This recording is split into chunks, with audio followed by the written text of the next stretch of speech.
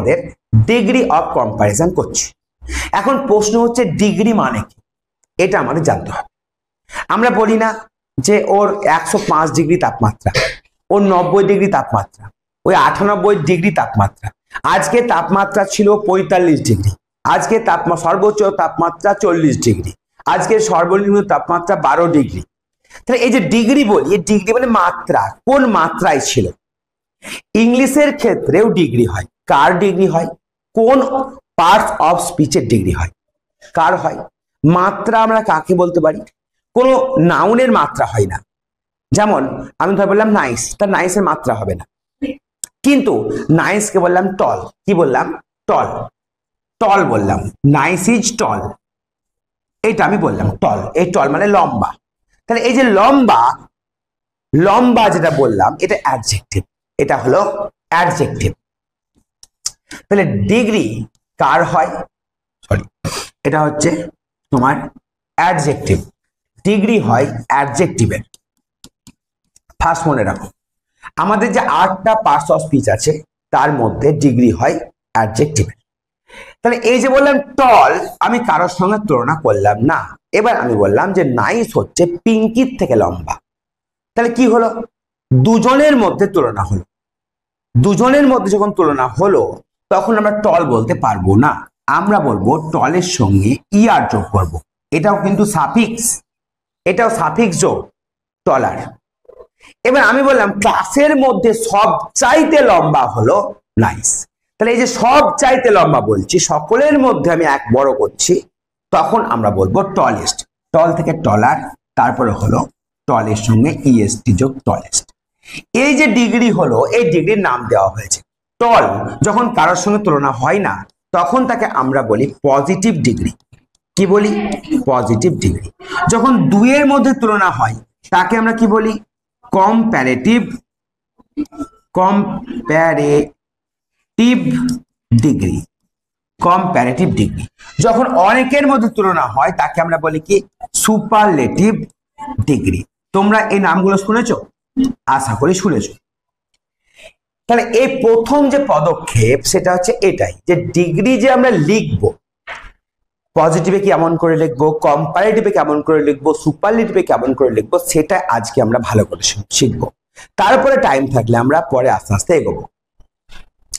যেমন ধরো আমি এখানে টল বাদ দিয়ে লিখলাম স্মল। স্মল মানে ছোট। দেখো এগুলো অ্যাডজেক্টিভ। স্মল থেকে কি লিখবো? স্মলার।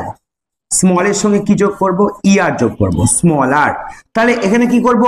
স্মলের সঙ্গে ইএসটি, অর্থাৎ স্মলেস্ট, তাই তো? আচ্ছা, আমি বললাম ব্রেভ। ব্রেভ মানে সাহসী, এটা অ্যাডজেক্টিভ। এখানে কিন্তু লাস্টে ই রয়ে গেছে, তাই আলাদা করে আমরা ই যোগ করব না। আমরা ব্রেভ লেখার পর শুধু আর যোগ করব, ব্রেভার। আর সুপারলেটিভে আমরা ব্রেভেস্ট করব, ব্রেভ লেখার পর শুধু এসটি যোগ করব। এরকম অনেক আছে, tall, taller, tallest, small, smaller, smallest, brave, braver, bravest, broad, broader, broadest. বুঝতে পারছো? এভাবে অনেক কিছু করা যায়। এবার প্রশ্ন হলো, আমি 3টে শব্দ লিখছি, ভালো করে দেখো। একটা লিখলাম বিউটিফুল, বিউটিফুল।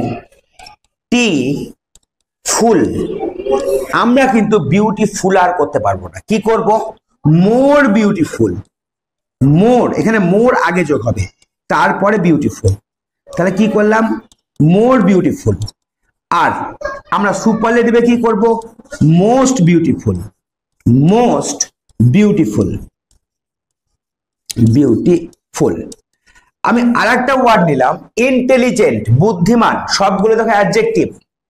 ইন্টেলিজেন্ট, ইন্টেলিজেন্টকে আমরা ইন্টেলিজেন্ট আর করতে পারবো না, কি করব? More intelligent. আমরা কি করব? More intelligent. আর সুপারলেটিভে কি করব? Most intelligent. এবার প্রশ্ন হলো কেন এটা হয়? কে বলতে পারবে? বলো। আমি এর আগে বলেছি যেগুলো একদম বুঝে গেছে, আমি তুমি কি বলতে চাইছো বুঝে গেছে। মেন কথা হচ্ছে, একটা কথা আছে ইংরেজিতে যার নাম হলো সিলেবেল। এই সিলেবেলকে আমরা এই সিলেবেলকে আমরা বাংলায় বলি অক্ষর। তোমরা অনেকেই অক্ষর আর বর্ণের মধ্যে পার্থক্য, বর্ণ অক্ষর এর মধ্যে পার্থক্য জানো? বর্ণ কি, অক্ষর কি, এগুলো জানো? আমরা কি কি পড়েছি? বর্ণ, বর্ণের পরে অক্ষর, তারপর শব্দ। বর্ণ, অক্ষর, শব্দ। দেখো, বর্ণ একটা, তারপরে অক্ষর, আর তারপরে শব্দ। কিভাবে হয়? ধরো আমি বললাম আমি, আমি বাংলায় বোঝো। দেখো, অ হচ্ছে বর্ণ, অ যোগ আ হয়ে গেল আ, তারপরে ম একটা শব্দ যোগ ই হয়ে গেল আমি। তাহলে অ হচ্ছে বর্ণ, আ বর্ণ, ম বর্ণ, ই বর্ণ। কিন্তু যখন আমি বলছি আ, এটা অক্ষর, আবার বলছি মি, এটা অক্ষর। কেন? অক্ষরটা উচ্চারণ, অক্ষরটা উচ্চারণ। আ, আমিকে ভাগ করলে কি করবে? আ মি। বুঝতে পারছো? বর্ণ হলো এই ভেঙে ভেঙে যেগুলো পাওয়া যায় সেগুলো বর্ণ। এবার এই আমিকে যোগ করলে কি বাবা? এইটা হচ্ছে শব্দ। বোঝা গেল? শব্দকে কি করে পদে রূপান্তর করা যায়? যখন আমি বাক্যে বসবে, আমি ভাত খেতে ভালোবাসি, তখন আমি হলো কি? পদ। আমি তখন পদ, মানে কোন বাক্যের মধ্যে যখন শব্দ বসবে তখন সেটা পদ। বোঝা গেল? এটা বাংলার কথা বললাম। এবার সিলেবেল হিসেবে ভাঙো। তুমি স্মল, তুমি টলকে ভাঙো তো দেখি। টলকে ভাঙতে পারবে না। স্মলকে ভাঙো, ব্রেভকে ভাঙো, এগুলোকে ভাঙা যায় না। তাই যেগুলিকে ভাঙা যায় না সেগুলিকে ইআর বা আর, ইএসটি বা এসটি যোগ করা হয়। কিন্তু বিউটিফুলকে ভাঙা যায়, সিলেবেলে ভাঙা যায়, যাকে অক্ষরে বলি। বিউ থেমে যাও, টি থেমে যাও, ফুল। তাহলে বিউ টি ফুল, তিনটে সিলেবেল আছে। তাহলে একের বেশি সিলেবেল হলেই আমরা মোর বিউটিফুল, মোস্ট বিউটিফুল করব। ইন্টেলিজেন্ট চারটে আছে, more intelligent, most intelligent. Wonderful, wonderful, more wonderful, most wonderful. বুঝতে পারছো? Ugly, more ugly, most ugly. বুঝতে পারছো? আগলি। যাকেই ভাঙা যায় আমরা কি করতে পারি? মোর বা মোস্ট যোগ করতে পারি। কিন্তু অনেক সময় দুটো সিলেবেল যদি থাকে তাকে আমরা দুই ভাবে করতে পারি। আগলি আর আগলিয়েস্টও করতে পারি, আবার মোর আগলি, মোস্ট আগলিও করতে পারি। যেমন ক্লেভার, ক্লেভার আর করতে পারি, ক্লেভারেস্টও করতে পারি, আবার মোর ক্লেভার, মোস্ট ক্লেভারও করতে পারি। কোনো অসুবিধা হওয়ার কথা নয়। এইটুকু আমরা বুঝতে পারলাম কি পারলাম না বলো? বুঝতে পেরেছি? এবার আমাদের ক্লাস 7-এ চলে আসবে এবং 8-এও এইগুলোই আছে। 7-8-এ কি আছে দেখো। যদি দা থাকে, দায়ের পরে কে বসবে? যদি দ্যান থাকে, দ্যানের আগে কে বসবে? আর যদি সো অ্যাজ আর অ্যাজ থাকে, আর যদি সিম্পল থাকে তাহলে কি বসবে? প্রশ্ন। ঠিক আছে, এটা হচ্ছে কোন লেভেল? 7-এর আর 8-এর লেভেল। তোমাদের লেভেল দেখো, দায়ের পরে বসবে সুপারলেটিভ। বোঝা গেল? দায়ের পরে সুপারলেটিভ। দ্যানের আগে কে বসবে? কম্প্যারেটিভ। বোঝা গেল? অ্যাজ এর মাঝে কে বসবে? কে বসবে? Positive, positive. আর এখানেও বসবে পজিটিভ, কোনো পরিবর্তন না হলে। বোঝা গেছে? এটুকু বুঝতে পেরেছ? তাহলে দায়ে এবার আমি একটা নিলাম টল, 1 নম্বর পজিটিভ, টলার কম্পারেটিভ, টলেস্ট সুপারলেটিভ। তাই তো? আমাকে বলো, এই যে পজিটিভ, এখানে কি বসাবো? টল বসাবো। এখানে কি বসাবো? টল বসাবো। এইখানে কি বসাবো? টলার বসাবো দ্যানের আগে। আর এখানে কি বসাবো? টলেস্ট বসাবো। বোঝা গেল? একইভাবে আমি নিলাম beautiful, beautiful, more beautiful, more beautiful, আর একটা নিলাম মোস্ট বিউটিফুল, মোস্ট বিউটিফুল, আর একটা নিলাম বিউটিফুল, বিউটিফুল। বলো, এইরকম দাগ আছে, বাইরে সাইডে কিছু নাই, কে বসবে? বিউটিফুলি বসবে। এখানে বিউটিফুল আছে, এর আগে আছে সো অথবা অ্যাজ, আর এখানে অ্যাজ, তাহলে কি বসবে? আর মোর বিউটিফুল এর পরে কে বসবে? দেন, THN দেন। আর মোস্ট বিউটিফুল আগে কে বসবে? দা। বলো এই রুলসটা কঠিন লাগছে? কঠিন লাগছে? কঠিন লাগছে না। তাহলে আমরা কি বুঝলাম যে 7 এর লেভেলে কি ধরনের আমাদের কোশ্চেন আসে। কোশ্চেন কিভাবে আসে এবার চলে আসি। কোশ্চেন কিভাবে আসে আমরা চলে আসি। আমি লিখলাম fill in the blanks question, fill in the blanks, blanks পূর্ণ করো with proper degree, proper degree, degree of adjectives। তোমরা এবার মাথা তোমাদের ঘুরে যাবে, এ আবার কি বলেছে রে বাবা। হ্যাঁ বুঝতে পারবে না।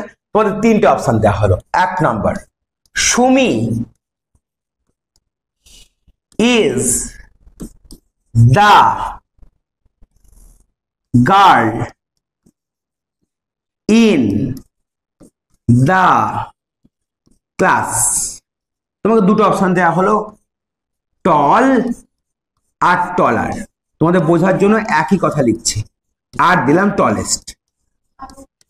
টলেস্ট তিনটে অপশন তোমার দেওয়া হলো, বলো কোনটা হবে? টলেস্ট হবে। দা আছে না আগে, তাহলে কি লিখবো এখানে আমরা? টলেস্ট। তোমাদের আর একটা কোশ্চেন কিভাবে আসতে পারে? তোমাদের আসতে পারে রাহুল ইজ ড্যাশ দেন সুনীল। রাহুল সুনীলের চাইতে কি দিলাম? ব্রেভ, ব্রেভার আর ব্রেভেস্ট। ব্রেভেস্ট বলো কোনটা হবে? এটা হবে ব্রেভার। কারণটা কি? ড্যান আছে, তাহলে হবে ব্রেভার। ব্রেভার। এবার 3 নম্বর দিলাম আমি, Sunita, Sunita is as dash as Rita. Rita. এবার তিনটা অপশন দিলাম, বিউটিফুল, বিউটিফুল আর একটা দিলাম মোর বিউটিফুল। এই দুটো অপশন দিলাম, মোর বিউটিফুল। বলো কোনটা হবে? বিউটিফুলি হবে, বিউটিফুলি হবে। এবার এগুলোর অর্থ বুঝবো আমরা, ঠিক আছে? অর্থ না বুঝলে কোনো রোড লার্নিং করে লাভ নেই। প্রথমে আছে কি, Sumi is the tallest girl in the class. ক্লাসের মধ্যে সুমি সবচাইতে লম্বা, দা বসবে। Rahul is braver than Sunil. সুনীলের চাইতে রাহুল, সুনীলের চাইতে রাহুল, তাহলে কি হলো? ব্রেভার হলো। এবার Sunita is as beautiful as Rita. রীতার মতন সুনীল একইভাবে সুন্দরী, তখন বিউটিফুলি বসলো। বলো এটুকু বুঝতে পেরেছো কি পারো? এইভাবে তোমাদের 7 এবং 8 এ কোশ্চেন আসবে, বুঝতে পেরেছো? ডিগ্রি চেঞ্জের ক্ষেত্রে আমাদের এই রুলসটা আমাদের মাথায় রাখতে হবে। কি রুলস রাখতে হবে? দা যদি হয়, দায়ের পরে কোনটা বসবে? সুপারলেটিভ। আমি সুপার লিখলাম। আর যদি 1 নম্বর রুলস এটা। আর দেন যদি হয়, তার আগে কে বসবে? কম্পারেটিভ। কে বসবে? কম। কম, কম লিখলাম, কম্পারেটিভ। আর 3 নম্বর কি? So as. আর অ্যাজ যদি হয়, তাহলে কে বসবে এখানে? পজিটিভ। আর একটা কথা মনে রাখবা, যদি কেউ না থাকে তাহলেও কিন্তু পজিটিভ বসবে। এই রুলসটা মনে রাখতে পারলে তোমাদের 7, 8 এর ডিগ্রি কিন্তু কমপ্লিট। এবার প্রশ্ন হচ্ছে, ডিগ্রি চেঞ্জ? ডিগ্রি নয়, সবই সহজ, এমন কিছু কঠিন জিনিস কিছু নয় ইংলিশ। এটুকু বুঝতে পারলে পরের দিন তোমাদের চেঞ্জ করা শেখাবো। এবার পরের দিন তোমাদের কম্পারেটিভ থেকে পজিটিভ, পজিটিভ থেকে কম্পারেটিভ, এই দুটো জিনিস চেঞ্জ করা শেখাবো। তারপরের দিন পজিটিভ, কম্পারেটিভ, সুপারলেটিভ, তিনটের মধ্যে চেঞ্জ করা শেখাবো। এই চেঞ্জ করাটা শিখে গেলে 9, 10 অব্দি কমপ্লিট। বোঝা গেল? 9, 10 পর্যন্ত তোমাদের কমপ্লিট। তা প্রথম ক্লাসে আমরা শুধুমাত্র ডিগ্রিটা সম্পর্কে বুঝলাম, কিভাবে চেঞ্জ হয়, কোথায় কি বসে। পরের ক্লাসে আমরা ডিগ্রি চেঞ্জ করা শিখবো। যাও, আজকে ছুটি।